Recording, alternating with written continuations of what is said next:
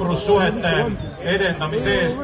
Mikko, aitäh sulle, et sa oled olemas ja nii palju, kui ma sind tean ja tunnen, sina oled rohkem Eesti fänn ja selline isegi patrioot, ma võiksin öelda, võib-olla kui paljud eestlased ise.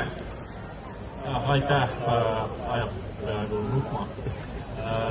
Jah, palju on tehtud käraka erialal Eesti kärakakultuuri arendamiseks ja palju on tehtud filmimise erialal arendamises. See auhind on ikka mulle väga tähtis ja ma olen ikka väga tülas, et selle antakse.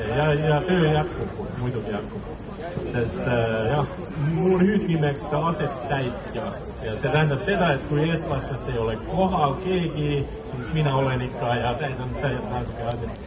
Järgmisel aastal saab 30 aastat minu suvetamist Eestis ja siin, et Reiu jõe kaldal, et selles mõttes nagu auhind on ikka just õigel ajal. Aga suur aitäh teile, suur aitäh Grilliliidule, suur aitäh kõigi jäätele konkurentidele, kes eelmisel aastal küll teisi kohti said, mitte just ei võitnud, sest mina võitsin oma tiimiga. Aga vaatame see aasta, et kas see rööm jätkub veel edasi. Aga palju õnni kõigile ja loodame, et saame siin head lambaliha süüa ja ma usun, et kindlasti saame. Aitäh!